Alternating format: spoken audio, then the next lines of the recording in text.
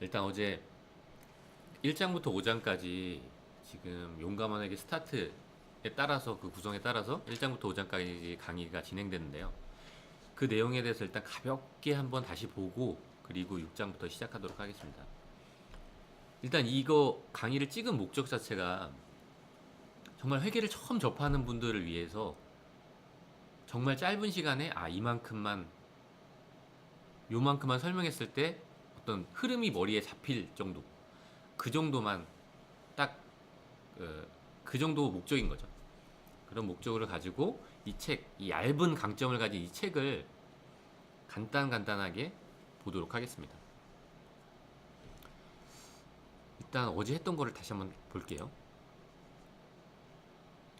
이 책으로 하는 거고, 일단 회계 자체가 그 재산이랑 그 재산의 변화를 보여준다고 했거든요. 그 재산과 그 재산의 변화를 보여주는 게 회계라는 걸로 일단 간략하게 정의를 하면 될 것 같고, 이게 앞으로도 계속 보여줄 건데, 그럼 그 재산을 어떻게 보여줄 거냐? 그래, 특정 시점에 재산을 재무상태표라는 형태로 보여주고, 그 재산의 변화는 포괄손익계산서라는 형태로 보여주겠다라는 거죠. 그러니까 회계라는 게 재산과 재산의 변화를 보여주는데, 재산은 재무상태표로, 재산의 변화는 포괄손익계산서로 보여주겠다는 거고요. 그럼 재무상태표, 재산을 어떻게 보여줄 거냐? 재산을 재무상태표로서 보여준다고 했는데, 그럼 재산을 어떻게 보여줄 거냐? 그럼 재무상태표의 그 구성이 어떻게 되어 있는지 보면 재산을 어떻게 보여줄지가 나오겠죠. 아파트 재산이라는 게 사실 좀 포괄적인 의미긴 하죠. 거기에 그게 순재산인지 순수한 내 재산만 말하는 건지, 아니면 다른 사람한테 빌려와서 말하는 재산까지 포함하는 건지. 근데 일단 우리가 재산이라는 형태를 보여줄 때 재무상태표를 보여주는데, 그 재무상태표를 어떤 형식으로 보여주냐? 자산이라는 형태. 이 자산이라는 의미 자체가 재산이랑은 약간 달라요. 그러니까 내가 사용할 수 있는 거, 내 마음대로 사용할 수 있는 거죠. 내가 이거를 내 마음대로 사용할 수 있는 거라고 보면 될 것 같아. 자산은, 그러니까 현금을 내가 수중에 갖고 있으면 현금을 내가 내 마음대로 사용할 수 있고, 아파트 소유권이 내 걸로 돼 있으니까 내가 뭐 부수고 싶으면 부수고, 다시 뭐 리모델링 하고 싶으면 리모델링 하고 하잖아요. 그러니까 내가 사용하고 싶은 대로 사용할 수 있고, 그거를 이제 자산 형태로 이렇게 재무상태표 이쪽에다 표시를 하는 거예요. 이렇게 하나하나씩 내가 혼자서 소유권을 가지고 사용할 수 있는 목록들을 표시한 거고, 자산이란 건, 부채는 내가 누군가한테 갚아야 될 돈, 내게 아닌 거죠. 내 자산 중에서 내게 아닌 거에서 돈을 가져와서 이 자산을 취득한 거, 그 부분을 나타내 주는 게 부채. 그 자본금이란 건 이건 원래 내 돈이었던, 내 거였던 거죠. 내 몫은 원래 4천이었는데 내가 4천짜리밖에 못 사냐? 그건 아니에요. 내가 4천만 가지고 있다고 집을 4천짜리만 살 수 있는 건 아니잖아요. 내가 비록 4천밖에 없지만 1억 6천이라는 돈을 빌리면 난 2억짜리 아파트를 살 수 있거든요. 그러니까 내 몫은 원래 4천이었지만 외부한테 1억 6천을 빌려서 은행에 나는 2억짜리 아파트를 사게 된 거죠. 요런 내 재산의 상태를 보여주는 게 재무상태표라고 보면 될 것 같습니다. 그럼 그 재산의 변화도 보여준다고 그랬는데, 그 재산의 변화를 어떻게 보여줄 거냐? 우리 재산이 늘어나기도 하고 감소하기도 하는데, 그 늘어나는 부분을 수익이라고 하고 감소하는 부분을 비용이라고 본 거죠. 즉 그 재산의 변화를 사실 늘어나고 감소한 결과물로서 보여줘도 되거든요. 재산이 어제보다 오늘 딱 지났는데 100원만큼이 늘어났다. 이 늘어난 걸 순액만큼 100원으로 딱 보여줄 수도 있지만, 내가 300원을 벌었는데 200원을 써서 100원만큼 늘어났다 라고 보여주는 게 뭔가 더 많은 정보를 제공하는 거잖아요. 그러니까 뭔가 보다 어떤 재산의 변화를 효과적으로 보여주려고 하다 보니까 수익도 나타내고 비용도 나타내서 보여주는 게 좀 더 자세하고 효과적으로 보여줄 수 있는 방법이다라고 생각해서 이런 포괄손익계산서가 있는 거고, 그렇게 재산의 변화를 이런 식으로 보여주겠다는 거죠. 그러니까 이익이라는 건 우리가 별도 적는 게 아니라 그냥 우리가 늘어난 수익하고 비용을 차감해서 이익을 계산하게 되는 거예요. 그래서 거꾸로 보면 수익에서 비용을 차감해서 이익이 생겼지만, 수익에서 지금 비용을 차감했잖아요, 원래. 비용을 차감한 거거든요. 비용을 차감해서 이익이 생겼지만 그 의미는 뭐냐면 비용에서 이익을 가산하면 수익이라는 걸로 볼 수 있거든요.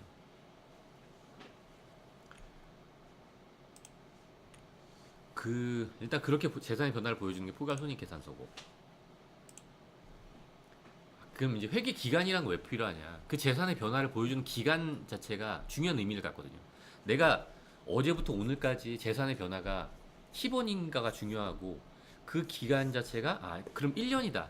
1년이라는 기간을 갖는 거, 동일한 기간, 내가 지금 재산 변화가 동일하게 100이었다면 그 재산의 변화가 과연 1년 동안의 변화냐 1년 동안의 변화인지, 그게 6개월 동안의 변화인지는 보는 사람 입장에서 똑같은 100원의 변화지만 중요하게 받아들일 수 있거든요. 이 사람이 6개월 만에 100원을 벌 수 있는 사람인지 1년 동안 100원을 벌 수 있는 사람인지는 보는 사람 입장에서는 100원을 벌었다는 게 중요한 게 아니라 100원을 얼마 동안 벌었다는 게 중요하니까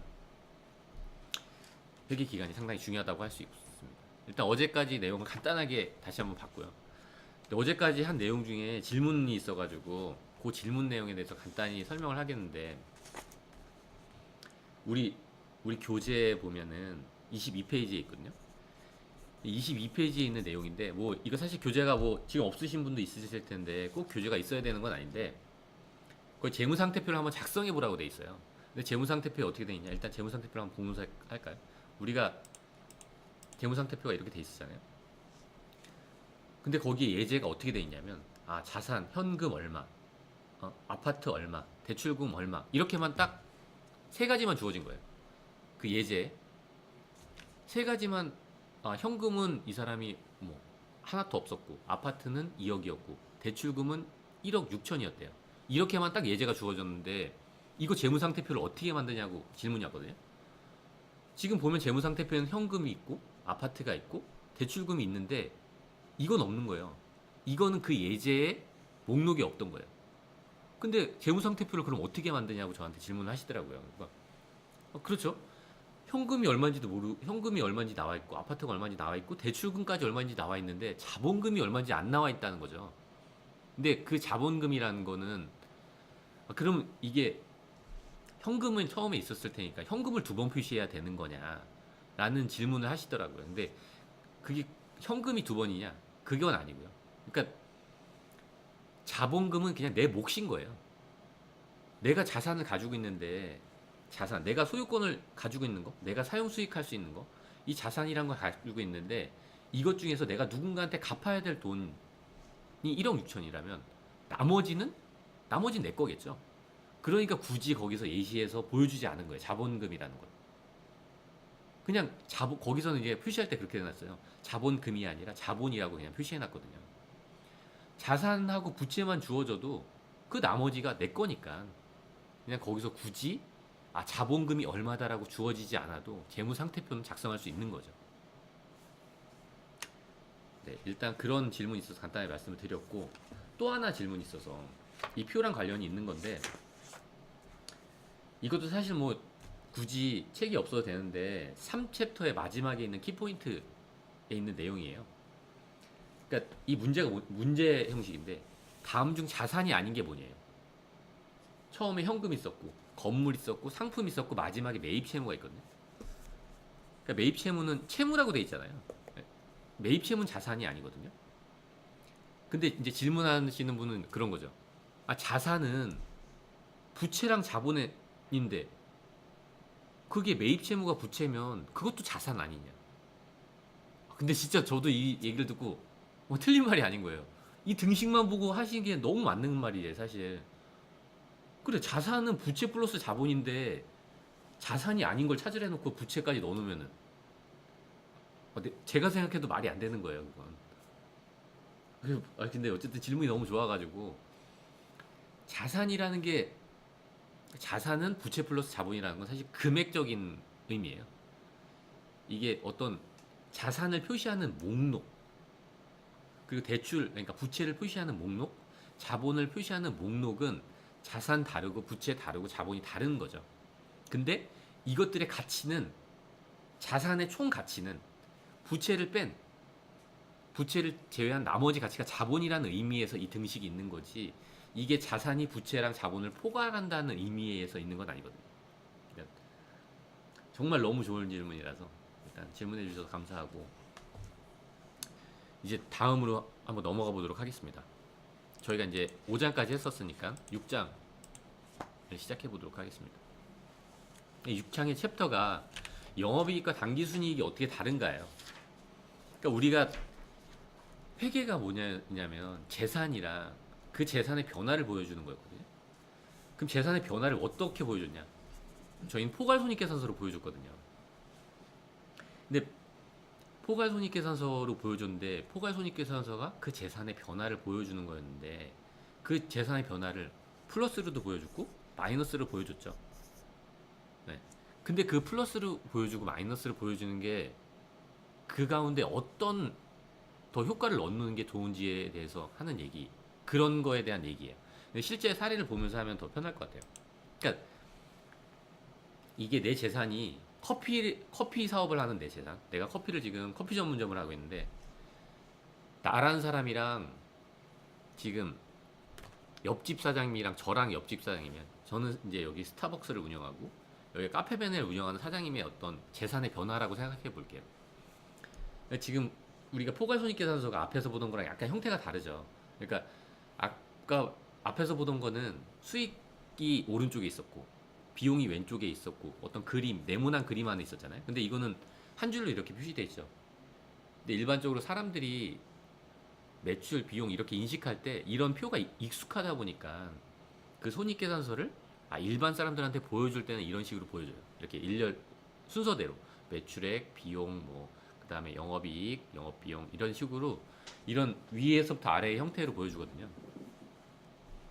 어쨌든 그런 형태로 보여주는데, 그러니까 나란 사람이랑 이 옆집 커피 하는 사람이, 옆집 커피 가게가 똑같이 어제하고 오늘 달라진 재산이 얼마냐면, 지금 이상으로 보면 50만 원이에요. 난 50만큼 지금 돈을 버는 거예요. 근데 옆집 사장님도 똑같이 50만 원이라는 돈을 벌었어요. 그럼 그 둘의 재산 변화가 똑같은 거냐? 물론 변화 자체의 결과값은 동일하죠. 근데 그 변화를 보여주는 방법이 약간 다른 거예요. 여기도 똑같이 둘 다 수익이랑 비용 형태로 보여줬어요. 이게 지금 여기다 가로를 쳐놨으면 더 좋았을 텐데, 어쨌든 매출액이라는 건 수익이고 매출 원가는 비용이고 판매 관리비는 비용이고 영업의 수익은 또 수익이고, 다 수익이랑 비용이라는 말이 써있죠. 비 아니면 수익 이렇게 돼 있으니까. 그러니까 이렇게 수익하고 비용을 보여주는데 둘 다 똑같은 거예요. 똑같이 수익하고 비용을 보여주고 있어요. 근데 결과값도 똑같아. 당기순이익도 똑같은 거예요. 내 재산이 늘어난 정도가 똑같은 거예요. 그럼 과연 이 두 개가 똑같은 회사냐, 똑같은 곳이냐, 똑같이 이익을 내고 있는 곳이냐라는 거는 조금 더 자세히 볼 필요가 있다는 거죠. 도대체 이 돈이, 수익이 어디서 발생했는지 보여주면서 좀 더 효과적으로 이 회사를 파악할 수 있는 거예요. 이 회사, 나란 사람. 두 개를 간단하게 비교해 보면, 일단 재산의 변화라는 결과값은 50만 원으로 동일했지만, 이 커피를 팔면서, 이 회사가 지금 커피를 팔려고 만든 회사인데, 커피를 팔면서 이 회사의 설립 목적에 대응하는 거, 이 회사가 어떤 영업을 하려고 했냐, 커피를 판매하는 영업을 하려고 했던 회사거든요. 커피를 판매하려고 하는 회사가, 그래서 실제로 그 커피를 판매하는 영업을 했을 때 얼마를 벌었냐라는 걸 보여주는 게 영업이익이에요. 그러니까 이 회사는 커피를 판매하는 회사인데, 그 커피를 판매하는 영업 활동을 통해서 하루 동안에 60만 원이라는 이익을 낸 거고, 이 두 번째 회사는 30만 원이라는 이익을 낸 거예요. 두 번째 회사는 다르죠. 이 두 개가 다르잖아요. 지금 분명 커피를 만들려고 하는 회사였는데, 커피를 만들어서 팔려고 했는데, 한 회사는 커피를 팔면서 60만 원을 벌었고, 한 회사는 커피를 팔면서 30만 원을 버는 거예요. 근데 그 옆집 회사 30만 원밖에 못 버는 커피 회사는 그 커피집에서 갖고 있던 책상을 팔아가지고, 커피집에 갖고 있던 책상을 하나 팔아서 30만 원을 받은 거예요. 동일하게 60만 원이 된 거죠. 그래서 결과적으로 재산 증가는 이쪽 스타벅스 커피나 이쪽 카페벤의 커피나 동일하게 50만 원의 재산이 증가했거든요. 두 집 모두. 스타벅스도 50만 원의 재산이 증가했고 그러니까 카페베네도 50만 원이란 재산이 증가했어요. 그 결과값은 동일하지만 그 돈이 얻어진 과정이 다르다는 거죠. 예, 그걸 보여주려고 하는 거예요. 그래서 이 영업이익과 당기순이익이라는 이 차이, 똑같은 이익이라는 이름을 갖고 있지만 이 이익, 여기도 이익이고 여기도 이익이잖아요. 다른 정보를 보여주고 싶은 거예요. 그래, 이 회사가 정말 커피를 만드는 회사인데, 그래, 네가 그럼 커피를 만들어서 판 건 얼마고, 커피를 만들다가 보니까 어쩌다가 생긴 비용들 있잖아요. 어쩌다가 생긴 수익, 그것까지 다 고려한 재산의 변화는 과연 얼마냐. 재산의 변화는 이렇게 동일했다면 커피를 팔아서 판매해서 얻은 이익은 다르다는 거죠. 한 곳은 커피를 팔아서 똑같은 곳이지만 60만 원을 벌었고, 한 곳은 커피를 팔아서 30만 원밖에 못 버는 거예요. 그러니까 이런 걸 보여주려고. 아, 영업 활동으로서 번 돈이 얼마고 그 외에 활동으로. 그러니까 영업 활동이라는 게 일상적으로 발생하지 않겠죠. 우리가 커피집에 있는 테이블을 매번 팔 수는 없잖아요. 이게 어떤 정보를 제공하고 있냐면, 그럼 내일은 도대체 이 회사들이 얼마를 벌 거냐? 스타벅스는 도대체 내일 얼마 벌 거고, 카페베는 내일 도대체 얼마를 벌 거냐라는 거를 저희는 예상할 수 있겠죠. 물론 그건 정확하진 않을 거예요. 내일 스타벅스는 과연 커피를 팔아서 얼마를 벌까요? 스타벅스는 아마 60만 원을 벌겠죠. 근데 카페베네는 그냥 뭐 아마도 30만 원 비슷하게 또 벌겠죠. 그러니까 이런 예상이 달라지는 거예요. 이 회사가 동일한 재산을 가지고 있었고 하루만큼 영업을 해서 그 재산 변화는 동일했을 거예요. 완전히 동일했다면 재산이. 그렇지만 그 다음 날을 예상하는 게 달라지는 거예요. 아, 스타벅스는 내일은 60만 원을 벌 수 있을 거라 예상하지만 카페베네는 내일 30만 원밖에 못 벌겠구나 라고 그렇게 예상하게 되는 거죠. 그러니까 다른 정보를 제공하고 있죠. 이게 단순히 플러스랑 마이너스를 보여주는 거면 그런 정보를 제공하지 못하겠죠. 플러스는 다 한 줄로 세우고 비용을 다 하나로 표시한다면 이런 정보를 얻을 수 없을 거예요. 영업활동이랑 영업활동 이해 정보가 구분되지 않았을 테니까. 수익을 다 한 줄로, 수익 우리 100만 원 한 줄, 비용 50만 원 한 줄 이렇게 표시했다면 둘 다 수익은 100만 원이고 비용은 50만 원이고 똑같거든요. 근데 다른 정보를 보여주고 있잖아요. 그러니까 이렇게 손익계산서가 그 재산의 변화를 보여주는데 그 재산의 변화를 통해서 뭔가 조금 더 다른 정보를 누군가한테 주고 싶은 거죠. 회계라는 게 재산과 재산의 변화를 보여주는 방법이라고 그랬잖아요. 그러니까 이렇게 뭔가 좀 더 효과적으로 보여주는 거죠. 플러스 수익도 보여주고 비용도 보여주면 이 수익하고 비용을 보여주는 방법이 누군가한테 정보를 효과적으로 전달할 수 있게, 정말 숫자만 적어놨지만 좀 더 효과적으로 전달할 수 있게 이런 형태로 만들게 되는 거예요. 그래서 당기순이익과 당기순이익이 아닌 게 의미가 있죠. 그래서 이 챕터는 보면은 거기까지네요. 그러니까 그런 의미예요. 6장을 다시 한번 보면 그러니까 영업이익과 당기순이익이 그래서 다르다는 거죠. 그럼 7장으로 넘어가도록 하겠습니다. 일단 7장은 회계에서 계정은 어떤 거냐고 일단 제목이 되어 있네요. 계정이란 말이 좀 생소하죠. 계정이란 말 자체가 사실 저도 처음에 들었을 때 생소했어요. 전 사실 지금도 생소해요. 계정. 어쨌든 10년도 넘었는데 회계사 한지도 계정 이 말 자체도 계속 저도 아직도 생소하거든요. 계정이 뭐냐면 그냥 이름이에요. 이름표라고 생각하면 편할 것 같아요. 회계 정보를 주잖아요, 누군가한테. 그 정보를 주는 그 목록들에 대한 이름이라고 생각하면 될 것 같아요. 그러니까 우리가 회계에 대한 정보를 어떻게 주죠? 재무상태표랑 포괄손익계산서로 주잖아요. 그걸 줄 때 그 실제로 어떻게 주는지 한번 볼까요? 다시 한번. 그러니까 재무상태표가 있는데 이 재무상태표를 누구한테 보여주면서 내 재산, 내가 소유하고 있고 내가 사용할 수 있는 내 재산 목록을 여기다 적었거든요. 재산 목록을 지금 적어놨잖아요. 현금이 얼마 있고 아파트가 얼마짜리가 있고 차량이 얼마짜리가 있다. 차량이 하나 더 생겼네요. 그러니까 지금 이 돈 있잖아요. 이 돈을 내가 재산이 내 자산은 2억 2천이야 라고 보여주는 게 아니라 이 2억 2천이라는 자산이 현금, 아파트, 차량이라는 걸로 가지고 있다라는 이 현금, 아파트, 차량이라는 게 계정이에요. 그러니까 이름인 거죠, 이름. 내 재산들의 이름. 근데 자산만 말하는 거냐? 그건 아니에요. 부채의 이름. 부채의 이름, 요 대출금. 사실 이게 대출금은 그냥 처음에 편하게 받아들이라고 대출금을 적어놨는데 차입금이라는 형태로 계정 과목에 적긴 해요. 어쨌든 그러니까 내 자산의 목록을 보여주는 내 자산들의 이름 뿐만 아니라 부채에 대한 이름, 이것도 계정이에요. 내 자본, 내 몫인데 이 내 몫에 대한 내 몫을 어떻게 구분해 놓을 거냐라는 이름, 이게 계정 과목이에요. 그러니까 여기서 계정 과목이란 게 뭘까요? 그럼?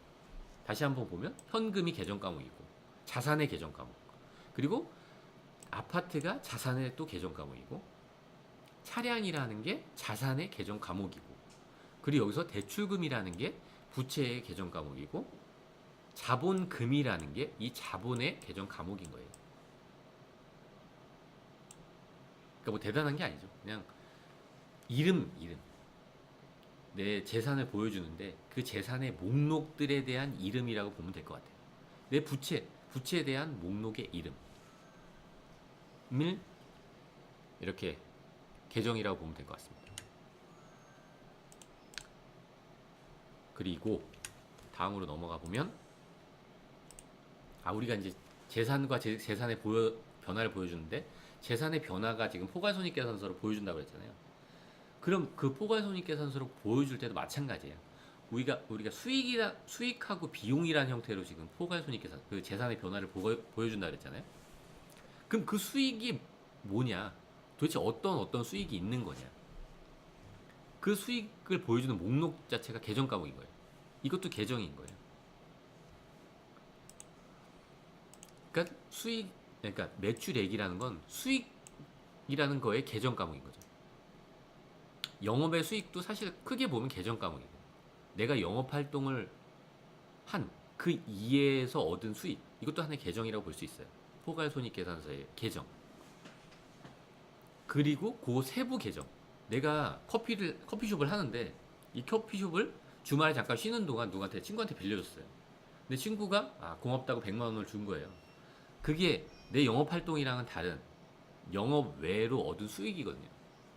그래서 그 수익을 그럼 뭘로 표시해야 될까? 내가 친구한테 이걸 잠깐 이 가게를 내가 빌려줌으로써 내가 100만 원이라는 돈을 받았는데 그럼 그게 매출액인가? 매출액은 아니거든요. 그러니까 그 목록을 생각하는 거예요. 이 계정 과목이라는 게 어떻게 선입견을 가지고서 계정 과목 이것밖에 없어 라고 생각하시는 분들이 가끔 회계 담당자들 분들 중에 계신데, 계정 과목이라는 건 정해져 있는 게 아니에요. 물론 회계 기준에 일부 계정 과목이 정해져 있죠. 근데 충분히 그 사이사이에 추가적으로 내가 만들어도 되는 거거든요. 더 효과적으로 정보를 제공하기 위해서. 과연 이게 수익이라는 형태로 1,100만 원을 보여주는 게 더 좋냐? 아니면 매출액은 1,000만 원이고 거기서 영업 매수익은 100만 원이고 이렇게 보여주는 게 좋냐? 이런 형태가 낫겠죠. 그러니까 그렇게 보다 더 효과적으로 보여주려고 어떤 이름을 구분해 놓는 거예요. 난 이 1,000만 원이란 돈은 커피를 팔아가지고 1,000만 원 돈이 생겼고, 잠깐 내 이 커피 사업장을 친구한테 빌려줌으로써 그 100만 원이라는 돈이 생겼거든요. 그 빌려주면서 내가 100만 원이라는 돈이 생겼어. 그럼 이걸 내가 뭘로 적어 놓을 거야? 그게 임대료라고 적어 놓자 라고 정한 거예요. 임대료. 네, 임대료를 여기다 적어 놓으면 되겠다. 내가 이 매장을 빌려주면서 100만 원이라는 거 얻은 거니까 임대잖아요. 그래서 임대료 수익. 이렇게 임대료 수익이라고 적어 놓은 거예요. 그러니까 수익의 이름인 거죠. 수익을 표시하는, 구분하는 이름. 여기도 마찬가지예요. 크게 보면 이 비용이라는 걸 구분하는 이름이에요. 광고비, 임대료. 아니 나도 사실 빌린 거거든, 이 집이. 그럼 내가 이 커피숍을 빌렸으니까 한 달에 300만 원을 임대료로 내거든요. 그러니까 나한테 나가는 비용 목록도 이렇게 하나씩 적어 놓은 거예요. 내가 이 커피숍을 운영하면서 나가는 비용에 대한 목록, 이거 하나하나가 계정 과목이에요. 매출 원가라는 계정 과목, 판매 관리비 중에 광고 선전비라는 계정 과목, 판매 관리비 중에 임대라는 계정 과목, 그리고 내가 사실 돈이 없었지만 이 커피숍을 차린 거는 차입금을 빌렸기 때문이거든요. 은행에서 돈을 빌렸기 때문이에요. 그럼 은행에 내가 돈을 갚아야 되잖아요. 그러니까 이자라도 먼저 내야 되니까 그 이자라는 비용, 이렇게 돈들이 내가 내 주머니에서 이렇게 200만 원, 100만 원, 300만 원, 100만 원이 나갔는데 이 도대체 나간 게 어디에 나간 거냐, 그런 걸 구분해서 적는 게 계정이라고 보면 될 것 같아요. 일단 오늘 좀 길어졌는데, 리뷰하면서 좀 길어졌는데, 일단 오늘 강의는 여기까지 하도록 하겠습니다. 마지막으로 마지막으로 이 단기 순이익은 적은 게 아니죠. 내가 딱 적어 놓은 게 아니에요. 그냥 수익, 내가 한 달이란 기간 동안 수익이 총 1,100만 원이 생겼는데, 비용을 다 합쳐보니까 지금 비용을 다 합쳐보니까 700이더라. 그럼 700이라는 비용이 생기니까 그 차액이 1,100만 원을 벌어서 700이라는 걸 썼으니까 그 차액이 400만 원이라고 생겼는데, 그 차액을 이 이익이라고, 단기순 이익이라고 적어 놓은 거죠. 내가 설정하는 그 기간 동안 번 금액이다. 수익하고 비용을 차감한. 일단 오늘 강의는 여기까지 하도록 하겠습니다.